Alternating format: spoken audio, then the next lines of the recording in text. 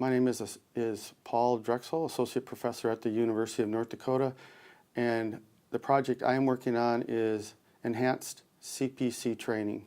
The focus of our project is looking into if there are any gaps in advanced CPC training as they come from the FAA. So far, during our interview and survey process, we have noted 5 gaps that seem to jump out at everybody with every interview, whether it's online, whether it's person to person, or if it's via the telephone communication. Those 4 gaps that stick out are technology, staff, space, and also relevancy of the training that is provided to the CPC. In the future, what we feel will be available is that in the technology part, we noticed that several, if not all, of the individuals that we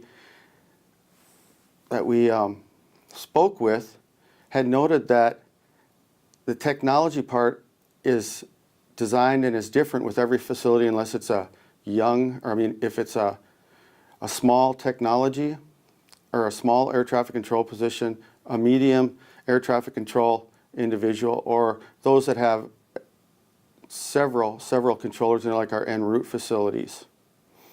With technology, I think that could be the basis of how everything else revolves around what the FAA wants to do. In the near time, it might be as simple as acquiring a wider bandwidth.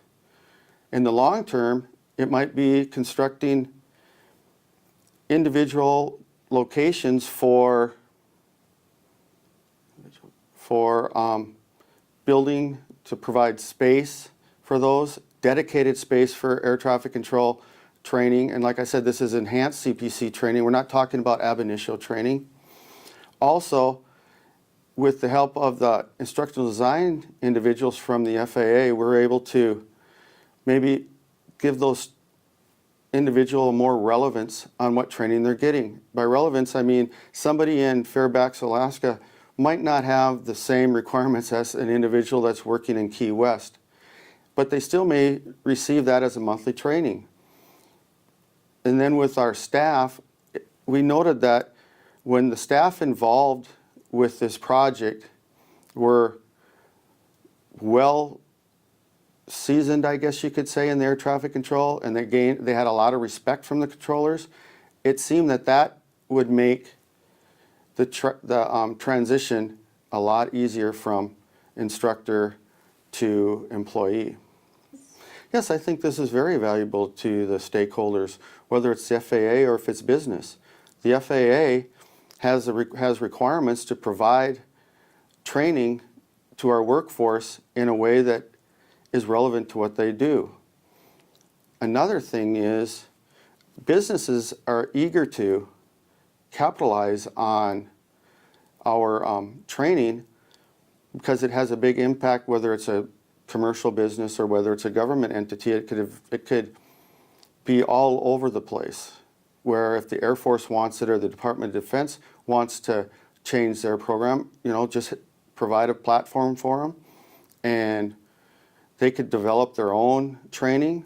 The FAA could develop its own training, and they would be able to just annotate, okay, where does this training go and where does that training go?